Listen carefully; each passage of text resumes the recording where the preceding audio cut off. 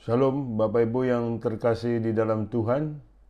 Salam sejahtera, puji Tuhan kita jumpa lagi untuk mendengarkan firman Tuhan, untuk diajar dengan firman Tuhan yang adalah kekuatan kita, yang adalah kepastian kita. Saya selalu berharap Bapak Ibu baik-baik saja, karena Tuhan kita adalah Tuhan yang setia. Sebelum saya berdoa berkhotbah lebih lanjut, Bapak Ibu kita berdoa terlebih dahulu. Terpujilah namamu Bapa Surgawi yang kami sembah di dalam nama Tuhan Yesus, Tuhan yang setia yang selalu menyertai kami dan tidak pernah meninggalkan kami. Kami mengucap syukur jikalau di hari ini kembali untuk mendengarkan firman-Mu, diajar dengan kekuatan-Mu, rencanamu hidup kami sesuai dengan kehendak-Mu. Di dalam nama Yesus Tuhan kami sudah berdoa dan mengucap syukur. Haleluya. Amin. Puji Tuhan Bapak Ibu yang dikasih Tuhan, kita kembali dikuatkan dengan firman Tuhan. Tema khotbah saya hari ini adalah di dalam kelemahan ada kesetiaan Tuhan. Di dalam kelemahan kita ada kesetiaan Tuhan. Apabila Bapak Ibu sedang menghadapi masalah, sedang menghadapi persoalan yang begitu luar biasa beratnya, jangan putus asa. Tuhan itu adalah Tuhan yang setia yang kita sembah di dalam nama Tuhan Yesus Kristus. Setiap kita pastinya mempunyai persoalan. Ringan dan beratnya sebetulnya relatif. Tergantung orang menghadapinya bagaimana dan sikapnya bagaimana, apalagi sebagai orang beriman. Dan juga saudaraku, persoalan orang lain kita tidak bisa tanggung. Persoalan kita juga orang lain tidak bisa tanggung, karena masing-masing ada pertandingan sendiri. Bagaimana sikap sebagai orang beriman di dalam menghadapi masalah tersebut? Kita mesti paham Bapak Ibu. Karena seringkali Bapak Ibu, banyak orang Kristen putus asa karena dia tidak bisa untuk dengan cepat mengetahui kenapa persoalan itu terjadi. Dan bagaimana untuk bergantung kepada Tuhan, dan bagaimana cara penyelesaiannya. Kalau itu dengan cepat kita bisa percaya bahwa Tuhan pasti menolong kita, Tuhan pasti memberikan jalan keluar, pastinya juga kita dalam masalah tersebut tidak pernah takut, tidak pernah kecut, tidak pernah khawatir. Yang sering kali saya menghadapi banyak orang Kristen Bapak Ibu, tatkala mempunyai masalah Bapak Ibu terus bertanya-tanya, kenapa bisa ini terjadi atas diri saya? Kapan berakhirnya? Kenapa engkau tidak memakai imanmu untuk menjawab ini semuanya, atau untuk menjawab itu semuanya? Saudaraku, kita kan sebagai orang beriman. Amin, saudaraku. Dengan sebagai orang beriman pastinya ada langkah-langkah yang kita sudah mengerti dan sudah kita ketahui apa yang harus kita perbuat. Kita lihat Bapak Ibu, yang pertama adalah di dalam kelemahan kita ada penyertaan Tuhan. Di dalam 2 Korintus pasal 12 ayat 7 sampai 10 demikian firman Tuhan. Dan supaya aku jangan meninggikan diri karena penyataan-penyataan yang luar biasa itu, maka aku diberi suatu duri di dalam dagingku, yaitu seorang utusan iblis untuk menggocok aku, supaya aku jangan meninggikan diri. Tentang hal itu aku sudah 3 kali berseru kepada Tuhan, supaya utusan iblis itu mundur daripadaku. Tetapi jawab Tuhan kepadaku, cukuplah kasih karuniaku bagimu, sebab justru dalam kelemahanlah kuasaku menjadi sempurna. Sebab itu terlebih suka aku bermegah atas kelemahanku, supaya kuasa Kristus turun menaungi aku.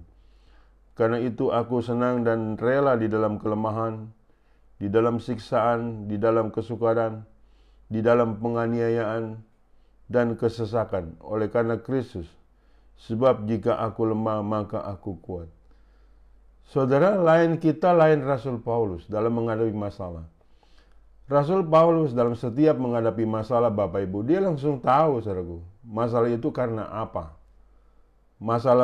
Masalahnya itu untuk apa bagi dia. Dan bagaimana sikap Tuhan dalam menghadapi masalah dia. Seharusnya kita juga seperti ini. Yang pertama dikatakan bahwa supaya aku jangan meninggikan diri karena penyataan-penyataan yang luar biasa itu. Jadi yang pertama Paulus mengetahui bahwa dirinya supaya tetap bergantung kepada Tuhan. Karena saudaraku di sini dia pernah punya pengalaman diangkat ke surga ke tingkat ketiga. Tetapi dia juga punya pengalaman doanya nggak dijawab sampai 3 kali dia berdoa. Cukup sampai 3 kali berdoa. Kalau kita sudah berkali-kali berdoa, bahkan bertahun-tahun berdoa, rasanya belum ada jawaban. Di mana salahnya? Salahnya adalah kita tidak percaya setiap kita punya masalah ada penyertaan Tuhan. Lain dengan Paulus. Makanya di sini saudaraku dikatakan bahwa maka aku diberi suatu duri dalam dagingku, yaitu seorang utusan iblis untuk menggocok aku supaya aku jangan meninggikan diri.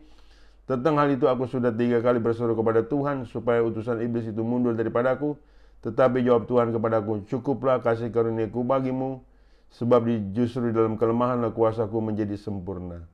Tatkala kita dengan cepat mengetahui masalah kita dan dengan cepat percaya bahwa Tuhan pasti menolong, Tuhan itu pasti menolong. Jawabannya sudah tersedia sebetulnya. Cuman kenapa kita tidak bisa menangkap jawaban Tuhan? Karena kita selalu dalam keraguan-raguan. Kita di dalam kekhawatiran, saudaraku. Sehingga pada akhirnya, saudaraku, jadi sepertinya masalah itu berlarut-larut. Makanya mulai saat ini begitu Bapak Ibu punya masalah, harus segera diketahui masalah ini kenapa bisa terjadi atas hidup kita. Ya kan, arahnya kemana, maksud Tuhan ini apa. Sehingga dengan demikian sebagai orang beriman kita tidak sia-sia percaya bahwa Tuhan selalu menyertai kita. Jangan ini ada masalah Bapak Ibu pikiran-pikiran negatif dimunculkan. Tuhan tidak ingat lagi lah sama kita. Tuhan sudah melupakanlah kita. Tuhan sudah undur dari kita. Itu adalah satu nilai pemikiran-pemikiran jahat. Pemikiran-pemikiran negatif. Bisa dibayangkan Bapak Ibu, dalam hal kalau kita mempunyai pemikiran semacam itu, ya pasti lemah. Semakin hari semakin kita menderita. Dan bukan tidak mungkin kita berputus asa. Mulai saat ini ubah cara berpikirmu. Ikan ubah cara pandangmu terhadap masalahmu. Saya punya masalah. Apa maksud Tuhan? Pasti Tuhan beritahu dengan cepat. Karena saudaraku kita punya persoalan, saudaraku tanpa seizin Tuhan tidak mungkin akan terjadi. Makanya di sini Paulus sudah bisa mengambil kesimpulan dengan cepat. Bahwa aku terlebih suka, sebab itu aku terlebih suka aku bermegah atas kelemahanku supaya kuasa Kristus turun menaungi aku. Puji Tuhan Bapak Ibu. Yang kemudian karena itu aku senang dan rela di dalam kelemahan, di dalam siksaan, di dalam kesukaran, di dalam penganiayaan dan kesesakan oleh karena Kristus. Sebab jika aku lemah, maka aku kuat. Buktinya bahwa Paulus, ya kan saudaraku, tahu dan apa yang harus dia perbuat. Dan rela di dalam siksaan, di dalam persoalan, di dalam hal masalah. Karena dari situlah nilai kekuatan Tuhan bekerja dengan sempurna. Saudara, kalau Paulus bisa seperti ini, kenapa kita tidak bisa seperti ini? Tuhannya sama kok. Iya kan, Tuhan Yesus Kristus, Tuhan Rasul Paulus, Tuhan kita juga. Jadi jangan sampai kita berlarut-larut percaya bahwa Tuhan pasti menolong. Amin, saudaraku. Jika kita terus seperti playing victim, seperti kita merenung terus, kemudian murung terus, ya udah kalah dengan masalah kita. Kita harus memenangkan masalah kita karena Tuhan punya penyertaan itu sempurna. Ada amin, saudaraku. Jadi di dalam kelemahan kita ada penyertaan Tuhan. Yang kedua, saudaraku, Bapak Ibu, kondisinya di dalam kelemahan kita ada pertolongan Tuhan. Di dalam kelemahan kita ada pertolongan Tuhan. Kita lihat di 1 Korintus 10 ayat 13. Pencobaan-pencobaan yang kamu alami ialah pencobaan-pencobaan biasa yang tidak melebihi kekuatan manusia. Sebab Allah setia dan karena itu Ia tidak akan membiarkan kamu dicobai melampaui kekuatanmu. Pada waktu kamu dicobai, Ia akan memberikan kepadamu jalan keluar sehingga kamu dapat menanggungnya. Ayat kuncinya adalah pada waktu kamu dicobai, Ia akan memberikan kepadamu jalan keluar sehingga kamu dapat menanggungnya. Jadi di sini pertolongan Tuhan jelas paralel dengan pencobaan kita datang. tatkala kita dalam pencobaan dimulai, disitulah pertolongan Tuhan sudah tersedia. Jadi saudara, kita harus mengerti dan harus memahami hal tersebut. Jadi jelas bahwa di dalam kelemahan kita ada pertolongan Tuhan. Kita tidak lagi akhirnya mengukur seberapa cepat pertolongan Tuhan itu terjadi, seberapa lama itu pertolongan terjadi. Itu akan sia-sia Bapak Ibu. Ya kan? Kalau sebagai orang beriman, begitu kita percaya, tatkala ada pencobaan, di situ juga sesegera mungkin Tuhan menolong. Dan sesegera mungkin sudah ada jawaban. Jadi saudaraku, apalagi pencobaan-pencobaan kita tidak melebihi kekuatan manusia. Itu jaminan Bapak Ibu. Itu satu nilai jawaban dari Tuhan. Seringkali kita pencobaan-pencobaannya sebetulnya ringan. Yang kita bikin berat adalah kita mengeluh.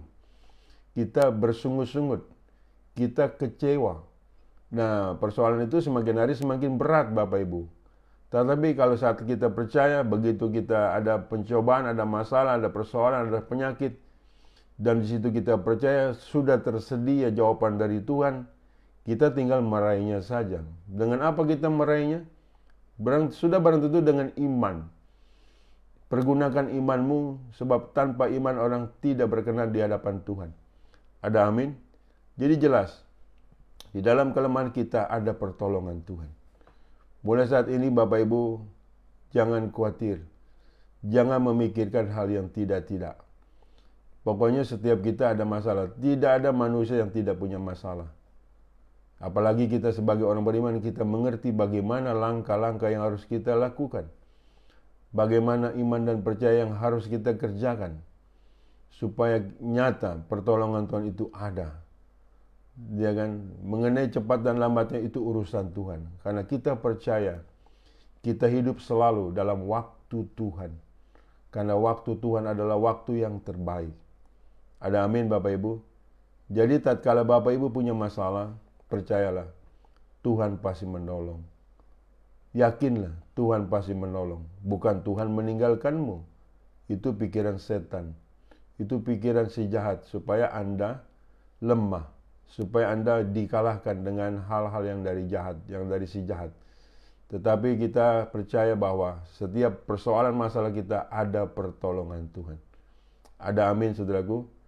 Tuhan kita adalah Tuhan yang pasti setia. Jangan ragukan itu ya Bapak Ibu.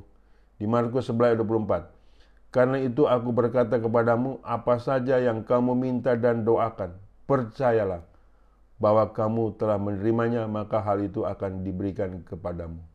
Kuncinya percayalah bahwa kamu telah menerimanya, maka hal itu akan diberikan kepadamu. Seberapa cepat? Tergantung seberapa kita percaya. Seberapa cepat kita percaya, secepat itulah jawaban dari Tuhan. Tatkala kita tidak percaya, kita tidak pernah akan mendapatkan jawaban Tuhan. Karena firman Tuhan mengatakan, orang bimbang tidak akan pernah mendapat sesuatu dari Tuhan. Ada amin Bapak Ibu? Tatkala kita percaya, sesegera mungkinlah pertolongan itu terjadi, jawaban Tuhan itu terjadi atas setiap persoalan kita. Ada amin Bapak Ibu? Ya kan? Jadi firman ini memberikan satu nilai kepastian. Kepastian Tuhan menolong, kepastian Tuhan membela, kepastian Tuhan melindungi, kepastian Tuhan menjawab. Yang penting kita percaya. Percaya adalah kita sebagai orang beriman. Amin. Karena Tuhan baginya tidak ada mustahil. Haleluya. Jadi jangan sampai Bapak Ibu putus asa. Jangan sampai Bapak Ibu putus harapan. Apalagi sampai murtad. Tuhan pasti menolong. Iya kan? Lagi-lagi saya bicara bahwa ada waktu Tuhan yang terbaik. Ada amin Bapak Ibu. Kita benar-benar adalah orang yang diperhatikan. Rambut di kepalamu semua terhitung jumlahnya. Tidak mungkin putus tanpa seizin Tuhan. Amin, saudara. Jadi Tuhan kita adalah Tuhan setia. Mungkin ada pertanyaan, kenapa ya Pak selalu ada manusia itu ada masalah? Ya, hidup di muka bumi ini ada masalah. Pasti ada masalah, ada persoalan. Tetapi jangan khawatir, ada Tuhan yang selalu menyertai kita. Kemudian kita lihat yang ketiga, di dalam kelemahan kita ada pembelaan Tuhan. Di Roma 8 ayat 33 sampai 38. Siapakah yang akan menggugat orang-orang pilihan Allah? Allah yang membenarkan mereka. Siapakah yang akan menghukum mereka? Kristus Yesus yang telah mati, bahkan lebih lagi, yang telah bangkit, yang juga duduk di sebelah kanan Allah, yang malah menjadi pembela bagi kita. Siapakah yang akan memisahkan kita dari kasih Kristus? Penindasan atau kelemahan, atau penganiayaan, atau kelaparan, atau ketelanjangan, atau bahaya, atau pedang? Seperti ada tertulis, oleh karena engkau kami ada dalam bahaya maut sepanjang hari. Kami telah dianggap sebagai domba-domba sembelihan. Tetapi dalam semuanya itu, kita lebih daripada orang-orang yang menang oleh Dia yang telah mengasihi kita. Sebab aku yakin bahwa baik maut maupun hidup, baik malaikat-malaikat maupun pemerintah-pemerintah, baik yang ada sekarang maupun yang akan datang, atau kuasa-kuasa, baik yang di atas maupun yang di bawah, maupun sesuatu makhluk lain, tidak akan dapat memisahkan dari kasih Allah yang ada dalam Kristus Yesus Tuhan kita. Puji Tuhan. Bapak Ibu, jadi nyata kan pembelaan Tuhan itu, saudaraku. Jadi siapa yang bisa memisahkan kita dari kasih Kristus? Tidak ada. Baik maut sekalipun tidak bisa. Dengan mempunyai Tuhan yang semacam ini, Bapak Ibu, yang pasti membela kita, apa yang kita khawatirkan? Apa yang kita takutkan dalam hidup ini tatkala kita menghadapi persoalan, tatkala kita menghadapi masalah? Seberat apapun masalahmu, ada Tuhan yang membela. Tuhan yang sudah membuktikan pembelaannya bagi orang-orang percaya. Mari kita buktikan pembelaan Tuhan tersebut dengan iman percaya kita. Tuhan pasti membela setiap masalah-masalah kita yang kita hadapi. Seberat apapun, pasti ada jalan keluar. Amin Bapak Ibu. Jadi di sini suatu nilai jaminan Tuhan sudah berikan melalui firman Tuhan yang tadi saya bacakan. Yang kecuali kita tidak percaya, itu lain perkara Bapak Ibu. Iya kan, kalau kita tidak percaya makanya kita menjadi orang lemah. Sering kali saya menghadapi banyak jemaat yang isinya selalu mengeluh Bapak Ibu. Yang seakan-akan tidak ada pembelaan dari Tuhan. Nah, akhirnya mereka meminta pembelaan ke dukun. Itu yang tidak boleh. Itu yang tidak bisa. Itu yang Tuhan tidak berkenan Bapak Ibu. Pembelaan kita adalah Tuhan Yesus Kristus adalah pembela sejati. Camkan itu baik-baik Bapak Ibu, agar imanmu kuat, agar imanmu bertumbuh dan dewasa. Andalkan Tuhan sebab Dia layak diandalkan. Kita mesti percaya dengan pembelaan dari Tuhan ini Bapak Ibu. Kalau kita tidak percaya, kita akan lemah dan kalah dengan persoalan-persoalan yang ada. Bahkan dengan seringan apapun persoalan yang ada, kita akan kalah. Karena kita tidak punya iman. Maka dari itu percayalah bahwa Tuhan pasti membela kita. Amin. Katakan amin Bapak Ibu. Sehingga kita percaya pembelaan Tuhan itu nyata dan ada. Kemudian kita lihat yang keempat. Di dalam kelemahan kita ada pemulihan Tuhan. Di dalam kelemahan kita ada pemulihan Tuhan. Di Ayub 42 ayat 1-5. Maka jawab Ayub kepada Tuhan. Aku tahu bahwa engkau sanggup melakukan segala sesuatu dan tidak ada rencanamu yang gagal. Firman-Mu, siapakah dia yang menyelubungi keputusan tanpa pengetahuan? Itulah sebabnya tanpa pengertian aku telah bercerita tentang hal-hal yang sangat ajaib bagiku dan yang tidak ku ketahui. Firman-Mu, dengarlah. Maka akulah yang akan berfirman. Aku akan menanyai engkau supaya engkau memberitahukan aku. Hanya dari kata orang saja aku mendengar tentang engkau, tetapi sekarang mataku sendiri memandang engkau. Oleh sebab itu aku mencabut perkataanku, dan dengan menyesal aku duduk dalam debu dan abu. Saudara, kita tahu bahwa Ayub mempunyai penderitaan yang berat sekali. Dan kita tahu penderitaan apa yang dia alami. Tetapi di sini pun kita harus tahu bahwa terjadi pemulihan atas Ayub. Dahulu aku apa kata orang saja tentang engkau, tetapi sekarang mataku sendiri memandang engkau. Sehingga Ayub mendapatkan satu nilai pemulihan yang luar biasa. Sehingga pada akhirnya Ayub sendiri yang mempunyai pengalaman sendiri bersama dengan Tuhan. Mengalami akan Tuhan. Kita harus demikian rupa Bapak Ibu. Jadi kita beriman bukan apa kata orang tentang Tuhan. tetapi kita sendiri yang mengalami soal nilai Tuhan. Sehingga kita tidak goyah, sehingga tidak terguncang dalam menghadapi masalah apapun. Kita mesti paham soal itu Bapak Ibu. Iya kan? Jadi di dalam masalah itu ada terjadi pemulihan bagi Ayub. Ayub kemudian kembali mempunyai nilai kekayaan, bahkan kekayaannya 2 kali lipat. Dan Ayub kembali mempunyai anak 10. Sebagaimana ayat anak 10-nya yang lalu sudah mati, Tuhan kembalikan nilai-nilai, mempunyai keturunan kembali. Jadi saudaraku, orang yang disayang Tuhan, orang yang percaya akan Tuhan Bapak Ibu, tidak pernah disia-siakan. Kita percaya kita adalah biji mata Tuhan. Amin saudaraku. Pasti terjadi pemulihan. Ayat 42 ayat 10 sampai 17.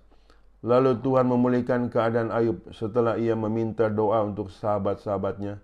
Dan Tuhan memberikan kepada Ayub 2 kali lipat dari segala kepunyaannya dahulu. Kemudian datanglah kepadanya semua saudara-saudaranya laki-laki dan perempuan dan semuanya kenalannya yang lama dan makan bersama-sama dengan dia di rumahnya. Mereka menyatakan turut berduka cita dan menghibur dia oleh karena segala malapetaka yang telah ditimpakan Tuhan kepadanya. Dan mereka masing-masing memberi dia uang 1 kesita dan sebuah cincin emas. Tuhan memberkati Ayub dalam hidupnya yang selanjutnya lebih daripada dalam hidupnya yang dahulu. Ia mendapatkan 14.000 ekor domba, kambing domba, dan 6.000 unta, 1.000 pasang lembu, dan 1.000 ekor keledai betina. Ia juga mendapatkan 7 orang anak laki-laki dan 3 orang anak perempuan. Dan anak perempuan yang pertama diberinya nama Yemima, yang kedua Kesia, dan yang ketiga Keren Hapuk. Di seluruh negeri tidak terdapat perempuan yang secantik anak-anak Ayub. Dan mereka diberi ayahnya milik pusaka di tengah-tengah saudara-saudaranya laki-laki. Sesudah itu Ayub masih hidup 140 tahun lamanya. Ia melihat anak-anaknya dan cucu-cucunya sampai keturunan yang keempat. Maka matilah Ayub, tua dan lanjut umur. Puji Tuhan Bapak Ibu. Berarti pembelaan Tuhan nyata. Berarti pemulihan Tuhan terhadap Ayub nyata. Hal yang sama pun akan Tuhan kerjakan, Tuhan lakukan tatkala kita beriman. Di dalam masalah persoalan kita, Tuhan pasti memulihkan kita. Amin saudaraku. Kita lihat di Mazmur 126. Mazmur 126 saudaraku. Ayat yang ke-5 dan ke-6. Orang-orang yang menabur dengan mencucurkan air mata akan menuai dengan bersorak-sorai. Orang yang berjalan maju dengan menangis sambil menabur benih pasti pulang dengan sorak-sorai sambil membawa berkas-berkasnya. Saudaraku, mungkin hari ini Bapak Ibu sedang dalam penderitaan. Percayalah engkau akan mempunyai sorak-sorai. Akan Tuhan ganti penderitaanmu dengan sukacita. Aminkan itu Bapak Ibu. Karena Tuhan adalah Tuhan yang memulihkan setiap keadaan umatnya. Dan Tuhan tidak akan pernah membiarkan kita lemah. Dan tidak akan pernah membiarkan kita kalah. Yang penting di sini kita percaya. Yang penting di sini kita memposisikan diri kita kepada Tuhan itu jelas. Dan memandang Tuhan itu sebagaimana Tuhan yang bisa dipercaya. Tuhan kita adalah Tuhan Yesus Kristus. Amin. Jadi arahkan hatimu kepada nilai Tuhan. Kepada nilai kehendak Tuhan. Kepada nilai firman Tuhan.